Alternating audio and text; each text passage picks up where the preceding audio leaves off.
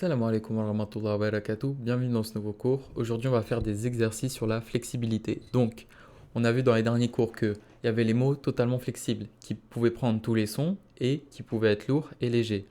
C'est la majorité des mots en arabe. On a vu qu'il y avait les mots partiellement flexibles, donc eux ils sont obligatoirement légers et ils ne peuvent pas prendre le son i. Ça veut dire que leur terminaison ça sera ou, a. Et on a vu qu'il y avait deux types de mots partiellement flexibles dans le Coran. Il y en a plus, mais ça on verra par la suite. Il y a les noms arabes et les noms de lieux. Mais si les deux, enfin un des deux, a trois lettres exactement, ou alors il a un alif lam devant, il devient totalement flexible. Et du coup, il peut prendre les sons qu'il veut. Donc ça, on a vu que c'était les deux exceptions. Puis après, il y avait les mots non flexibles, comme le mot Moussa, c'est-à-dire que le mot Moussa au statut Rafa, c'est Moussa. Le, le mot Moussa au statut Nasab, c'est Moussa. Et le mot Moussa au statut Jar, c'est Moussa. Généralement, on les reconnaît parce qu'ils ont un alif maksour, un alif à la fin du mot. Soit un alif, on dirait un petit A comme ça, soit un alif, c'est un Ya comme ça, comme le mot Moussa à la fin. Donc voilà, on va passer aux exercices. Donc, premièrement, on a le mot Salih. Le nom Salih, c'est le mot d'un prophète qui est arabe.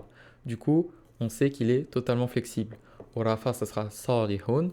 Au Nasab, ça sera Salihan. Et au Jar, ça sera Salihin. Il pourra être léger aussi, si il y aura les circonstances pour qu'il doit être léger. Donc ici, on peut mettre totalement flexible. Ensuite, le mot Yusra, ça finit comme Moussa. Ici, on repère bien le alif maksoura. Donc du coup, on sait qu'il est non flexible.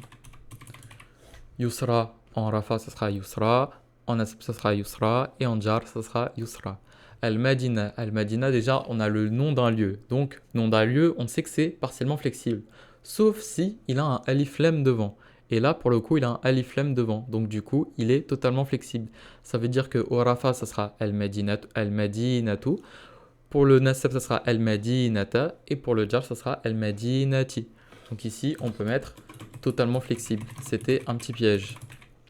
Ibrahim, alayhi salam, on sait que c'est le nom d'un prophète non arabe. Du coup, comme il n'a pas trois lettres exactement et qu'il n'y a pas alif lam devant, il est partiellement flexible. Donc ça sera pour le Rafa, ça sera Ibrahimu. Pour le Nasab, ça sera Ibrahima. Et pour le Jar, ça sera Ibrahim. Et ensuite, on a le nom du prophète Nour alayhi salam, Noé.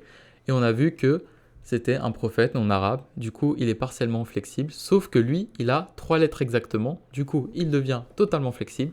Donc ça sera Nuhun pour le Rafa, Nuhan pour le Nasab et Nuhin pour le Jar. Donc il est totalement flexible. Donc j'espère que vous avez bien compris. Maintenant qu'on a un peu pratiqué, dans le prochain cours, on verra les pronoms. Donc voilà, prenez soin de vous. Salam alaikum.